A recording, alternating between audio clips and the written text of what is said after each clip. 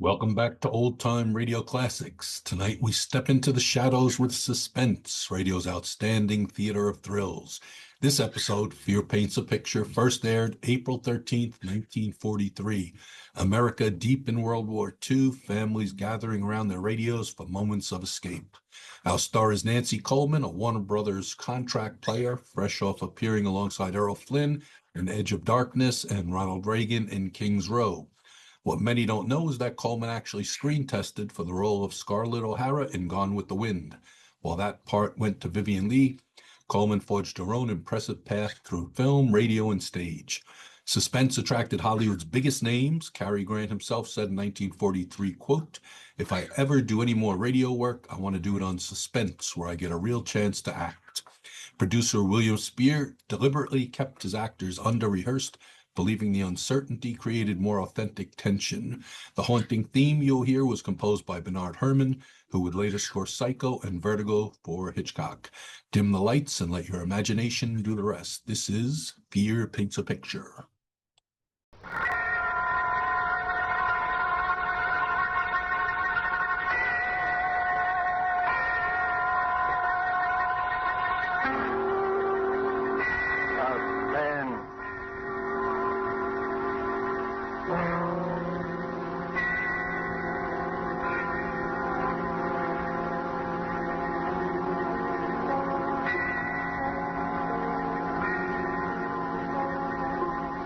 This is the Man in Black, here again to introduce Columbia's program, Suspense.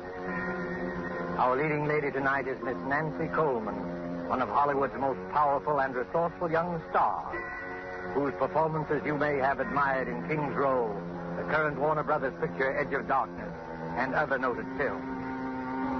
The story called Fear Paints a Picture is tonight's tale of suspense. If you've been with us on these Tuesday nights, you will know that suspense is compounded of mystery and suspicion and dangerous adventure. In this series are tales calculated to intrigue you, stir your nerves, to offer you a precarious situation, and then withhold the solution until the last possible moment. And so it is with Fear Paints a Picture and Miss Nancy Coleman's performance. We again hope to keep you in suspense.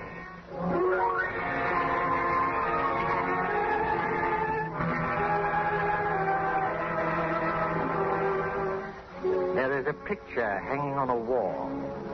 You look at it casually. An extraordinary picture, you will say, skillfully done. Look at those fine brushstrokes, those superb colors. But isn't the subject matter a little bizarre? It is something more than just bizarre. But let us begin from the beginning with the death of Benjamin Powell, a rich and strange man. There were dark rumors about the Powells. His wife had died many years ago. No one knows how. But Benjamin Powell had a daughter, Julia, a high-strung and neurotic girl. And many of us wondered about her, too. Benjamin Powell died. And in his last will and testament, he made Julia heir to all his considerable fortune, except that... But let me read you the will. I, Benjamin Powell, being of sound mind and in full possession of all my faculties, hereby request that after my death, my daughter Julia live with Mr. Harvey Lyons, my lifelong friend, until her 23rd birthday, at which date all my worldly belongings will come into her possession, provided that nothing untoward happens to her by that time. But in the event that she is incapable of taking over my estate upon her 23rd birthday, I hereby appoint Harvey and Laura Lyons as my final heirs, there being no other living blood relatives, and trust to their judgment that they will take care of Julia adequately and with kindness. Signed, Benjamin Powell. 3 months later, seated around the huge, ornate fireplace of the dark wainscoted living room, are 3 silent people. The heavy drapes that run from the high ceiling to the floor moves softly in a gust of wind. The past quarter hour, no one has spoken. Harvey reads his newspaper, Laura knits with nimble fingers, and Julia stares with unseeing eyes at an unopened book. You're not reading, Julia. I'm not concentrating. Are you feeling all right? I'm all right. You do look a little tired, Julia. Perhaps you'd better get some rest. I'm not tired, Harvey. I've been wanting to ask you. In a week, Julia will be 23. Isn't that wonderful, Harvey? Next Tuesday's her birthday. We'll have a party. I'll get old Tom and his fiddle, and we'll have a real old-fashioned party. Harvey, what did Father mean by the will? The will? Julia, perhaps you better go to bed. You look a little pale. The will said I might not be able to take over the estate by my 23rd birthday. What does it mean? I don't remember that. I didn't read the will very carefully. Yes, you did, Harvey. You know what I'm talking about. Perhaps we better discuss it in the morning. You're tired. I'm not tired, Laura. Please, Julia, I'd rather you wouldn't ask me.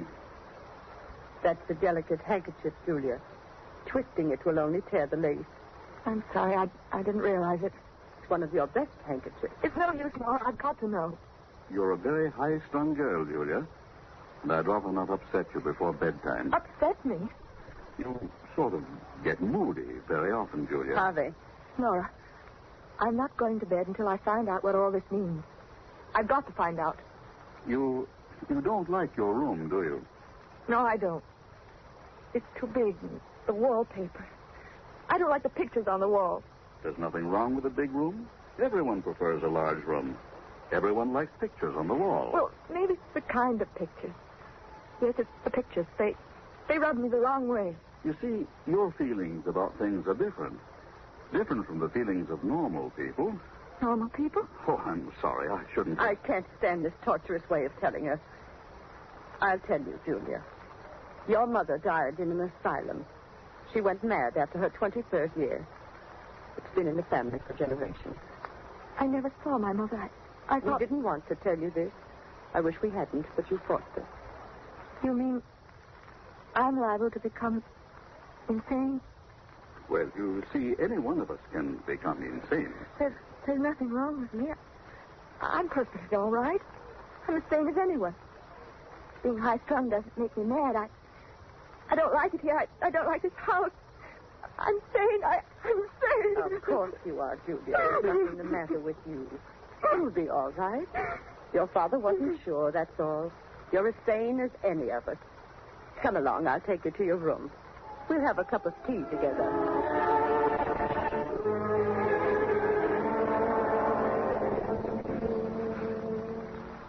How is she, Laura? She's calmed down. Is she asleep? No, Harvey, she's reading. Well, that must be Dr. Barrows. I'll open the door. Hello, Dr. Barrow. How do you do, Mr. Lyon? Come in. Thank you. This is my wife, Laura. How do you do? I'm glad to meet you, Doctor. Let me take your things. The maid will have your room ready in a few minutes. That's very good of you. Here, sit down and make yourself comfortable. Thank you. Well, how's Julia? She's been very moody lately. Very moody. She seems so unhappy. I've tried to draw her out, but I haven't been much good at it. Is she still grieving over her father's death? No, it isn't that. I don't think she likes our house. She has some queer ideas about her room. And the wallpaper. She doesn't like that. She doesn't like the pictures on the wall either. I've caught Julia several times staring into the mirror, looking at herself with hate. Mm-hmm. I've heard her talking to herself very often. That's nothing. All of us talk to ourselves once in a while. I don't know, Doctor. I don't think she's very stable. There are things that go on in her mind that she won't talk about. All of us keep things to ourselves, things we never talk about. Mr. Powell described Julia's case to me just before he died. I've had occasion to observe her just once. Oh, you knew Mr. Powell, did you? Oh, yes, for quite a number of years. I treated his wife, poor Mrs. Powell. She went mad. Started somewhat the same way as Julia. Oh, I wouldn't make that comparison. So far, there's no basis for any such theory. Well, then, let's say that Julia has strong dislikes. Took a hate to the pictures in her room. Pictures, eh? I'd like to go up and see her, but she's not asleep. Well, I guess it's all right. She's not asleep yet. Her room's the second from the right as you reach the top of the stairs. Thank you. I'll just stop in for a few minutes.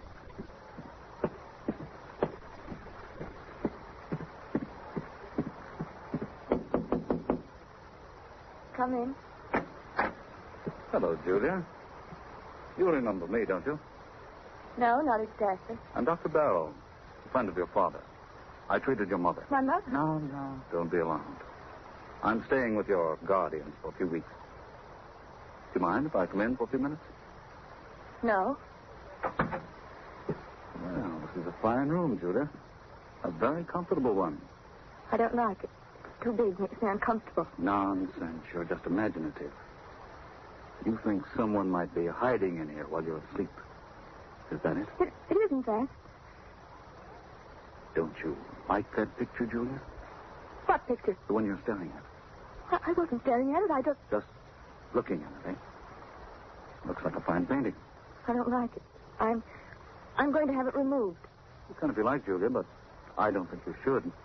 It's an unpleasant picture. Gives me nightmares. Look at it. That frightful-looking man about to come through the doorway, and the unsuspecting girl sitting in a chair with her back towards him. He's not frightful looking at all. It's just the black scarf around his neck. He's about to kill her. You certainly have a vivid imagination. I'm sure the artist had no such idea in mind. I hate the picture. I'm going to ask Harvey to take it out of here. No, Julia. You mustn't be afraid of it. The longer you keep looking at it, the less afraid of it you'll be. You've got to conquer your fears, or they'll conquer you. Well, that picture has a horrible fascination for me. I can't take my eyes from it. Last night, I dreamed that the man in the picture came through the door with a knife in his hand and killed the girl. It was an awful dream. But that was only a dream. If I take that painting off the wall, you'll find other things to be afraid of. Now, you do as I say. Forget about that picture. Get a good night's sleep. Nothing like a good night's sleep to lift your spirits. If that picture fascinates you, keep looking at it. Don't be afraid of it. Will you do that? Yes, Dr. Barrow, if you say so. That's fine. I'll see you in the morning. Good night, Julia. Good night.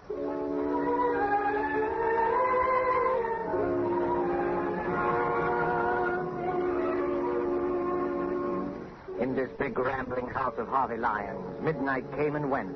One by one the lights went out, and soon the whole house was blackened by the cover of night. Not a single light gleamed from any window, not a single from any window, not a single sound of storm.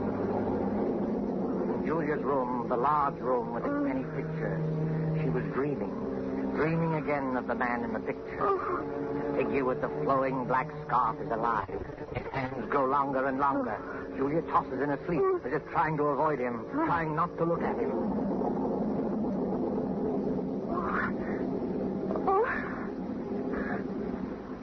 Who's there? Oh. It was only thunder. What a terrible dream. That awful picture. What was that? There's someone in this room. Someone's hiding in this room. The light. Where's the switch? Where is it? Oh, here. There's no one here. It's coming from the ceiling. From up above me. It's my imagination. There's nobody there at this hour. Nobody. I've got to go back to sleep. Dr. Barrow said I need sleep.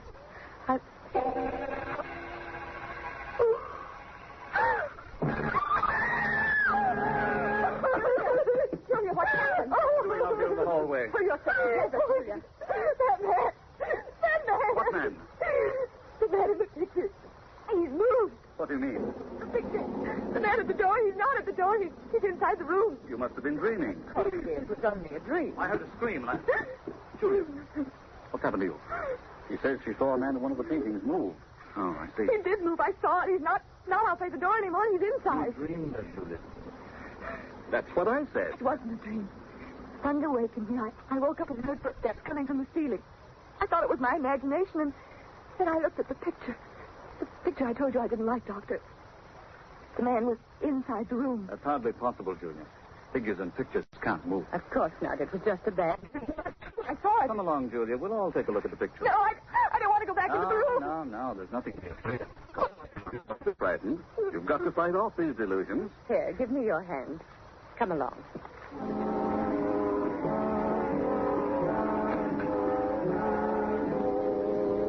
Well, now, What picture was it? The one near the bed. Oh, yes, the picture by Gregory. One of our... I could have sworn I saw him inside the room approaching the girl. Dreams can be very vivid. And there are no footsteps coming from the storeroom. I must be out of my mind. I could have sworn. Oh, Julia. All of us occasionally have vivid, realistic dreams. Once I dreamed I was being chased by a herd of elephants. It was so real I heard the thundering footsteps even after I woke up. It was so... Illusions can be very real and horrifying. You do believe, don't you, Julia, that it was only a nightmare? Yes, I think so. If Julia wants to, I'll take the picture out of her room. I don't think it's wise. You have to fight these unreasonable fears. That's true, Julia. Never give in to them. Well, I'll go crazy if I keep looking at that picture. You'll get worse and worse, as Dr. Barrow says, until you be afraid of your own shadow. You'll be afraid of everything, of everyone you meet. Afraid to be alone, afraid to be with people, afraid of yourself, afraid of your own clutching fingers. No, don't tell me anymore. Please, Mr. Barnes, there's no need for this kind of talk. Julia, look at the picture. It's nothing but some paint on a canvas with a frame around it. There's nothing about it that can harm you. And the danger lies in yourself. You've got to keep staring at it as often as you can by candlelight or in the dark until you've learned to laugh at it. It won't be easy. I'll try. That's fine. I knew you had courage. I'll get you something so you'll be able to sleep. I'll be all right in the morning. I'm sorry I became hysterical. And I'm sure you won't let yourself go anymore. I promise. You're sure you're not afraid now? No, I'll be all right. I'm sure I'll be all right.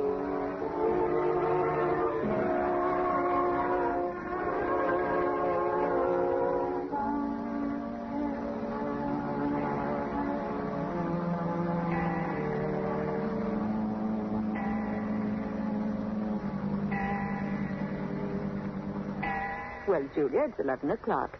You know what Dr. Barrow says. I'm not at all sleepy, Laura. I'd rather stay up for a while. I'm in the middle of a fascinating story. You run along. I'll go to bed presently. Is anything wrong, Julia? No, of course not. Everything's fine, Laura. You're afraid to go to sleep, aren't you, Julia? No, it isn't that. Is that picture bothering you again? Yes. Last night I heard footsteps again. Sound woke me, and the figure in the picture, it moved. It moved closer to the girl. How terrible. Why didn't you call me? We thought you were over it. It hasn't bothered you these past 3 nights. Oh, I didn't want anyone to know. I took some sleeping tablets and I fell asleep again. In the morning, the picture was the same as ever. That's a brave girl. Laura,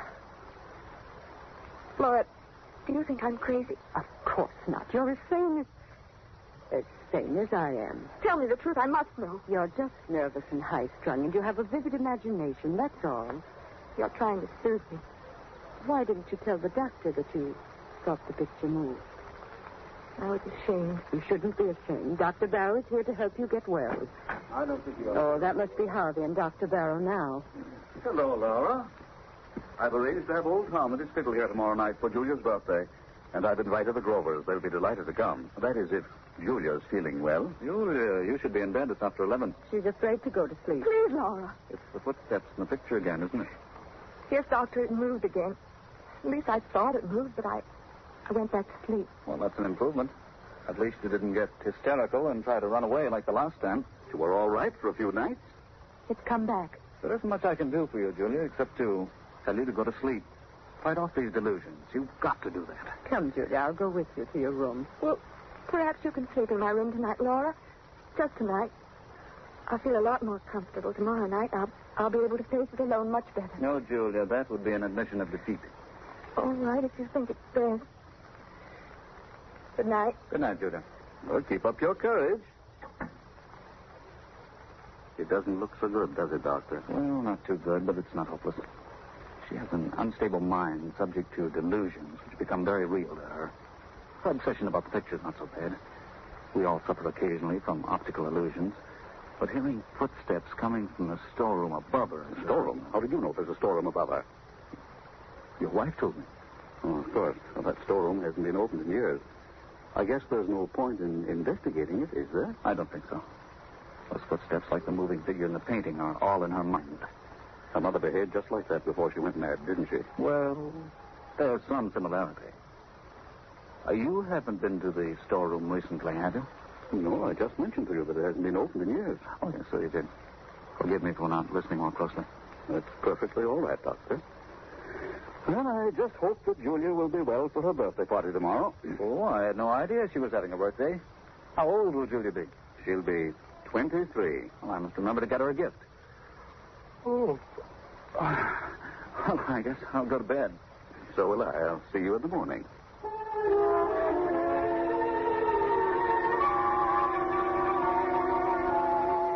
But Julia wasn't thinking about her birthday. During the 10 or 15 minutes she spent in Laura's room, fear fluttered in her heart. When she finally stood alone inside her own room, panic, black, unreasoning panic began to take hold of her. In wild haste, she began to undress, never looking at the picture. I won't look at it. I won't. I'll go right to sleep. I'll take some pills and fall asleep.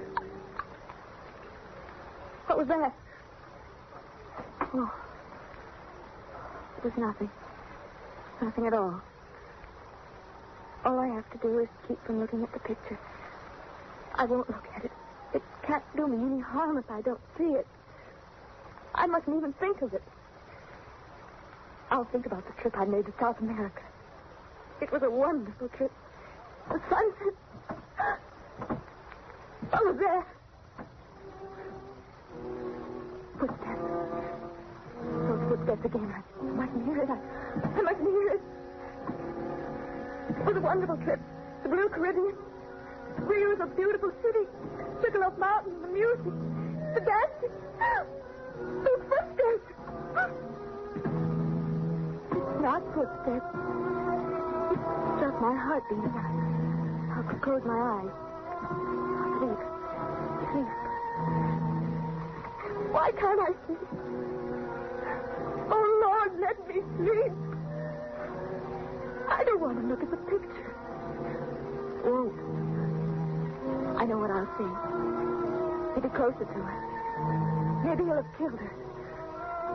I mustn't open my eyes. I mustn't. I won't.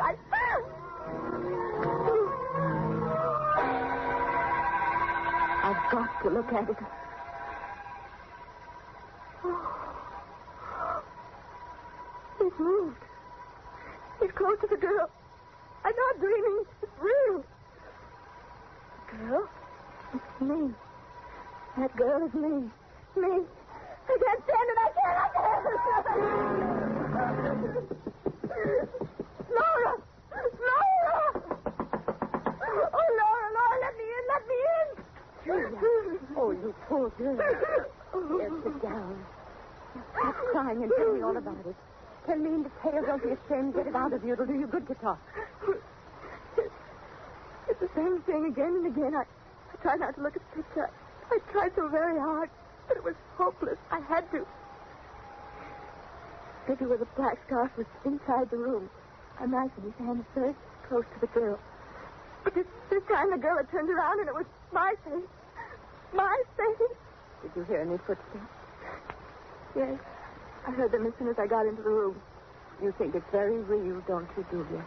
Despite the fact that everyone says it's a delusion. It's very real to me. I must be really insane. I'm going crazy. Don't say that. It's no use. I'm not getting any better. It's getting worse and worse. Don't give up. You mustn't. Come along. I'll go to your room with you. I'll stay there until you fall asleep. Unless you want to stay here. Oh, I don't know. I don't know what to do. Will you stay with me, Laura? Yes, Julia. Come, let's go back.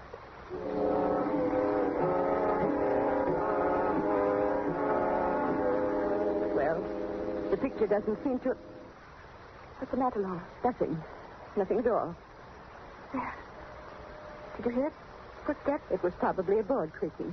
Now you go to sleep. I think everything will be all right in the morning. You won't leave me? No, Julia. I'll be here. Thank you, Laura. Thank you very much.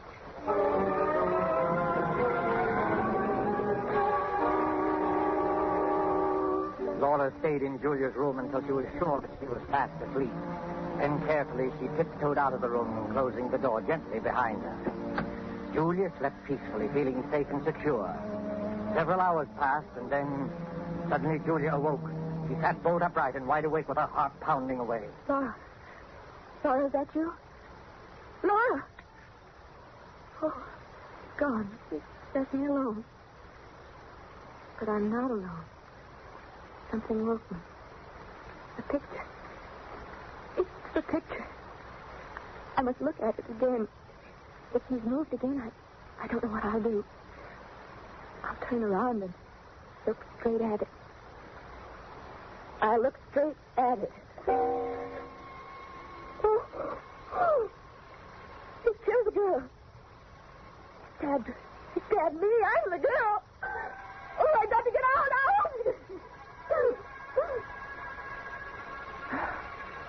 It's no use. I've lost everything. My reason, my sanity. I can't fight him anymore. I can't fight against you and this black scarf. And now you're here. I can touch you. I can feel you. It's real this time.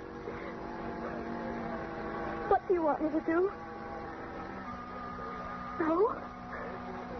I won't run away. I won't scream. Do I want to spend the rest of my life in an asylum like my mother? No, I don't. I don't. You're pointing at the window. You want me to open the window? Yes. I'll open it.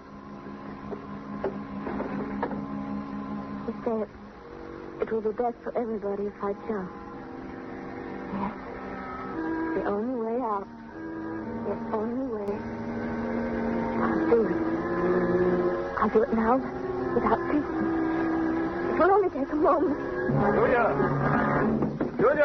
Hurry, Laura. We came just in time. I've got her out. Is she safe? I'm safe. You can come out from behind that chair, my friend. Friend? Come out or I'll shoot. I don't understand. My head's going around in a circle. I can explain everything. I was merely Dr. observing you. Barrow. The procedure was a little unusual. I'll do the explaining, Dr. Barrow. You tried to drive Julia crazy. Tried to drive me crazy. That's right. He tried to do it with the picture. You're all making a serious mistake. Mistake? Look at the picture. The figure is inside the room, stabbing the girl. No, it wasn't your imagination, Julia. He painted several pictures, each one of them with a figure close to the girl. He used the storeroom upstairs. That's why you heard footsteps. I got suspicious when I found a black scarf in his room. And when I looked at the picture a little while ago, it was full of dust. I dusted it off myself a few hours before. Yes, and Dr. Barrow seemed to know there was a storeroom above you. I couldn't understand how he knew that since it had been closed for years. Why? Why should he want to drive me crazy? Because he's not Dr. Barrow. He's Ralph Powell, your cousin, who disappeared many years ago. Everyone thought he was dead. After I got suspicious, Harvey and I went up to the storeroom and found a lot of pictures he's been painting. This scoundrel is a very talented artist. He's been changing the pictures on the wall.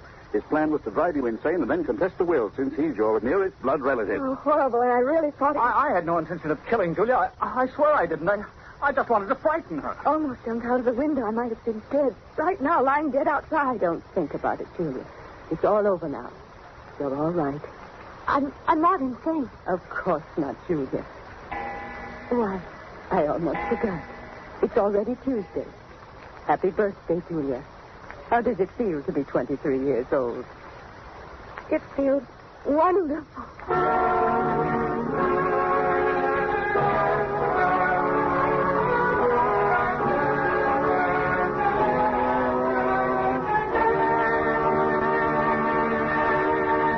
And so closes Spier Paints a Picture, starring Nancy Coleman, tonight's tale of Suspense. Appearing with Miss Coleman were Edwin Maxwell as Harvey Lyons, Fred Mackay as Dr. Barrow, and Beatrice Benaderet as Laura.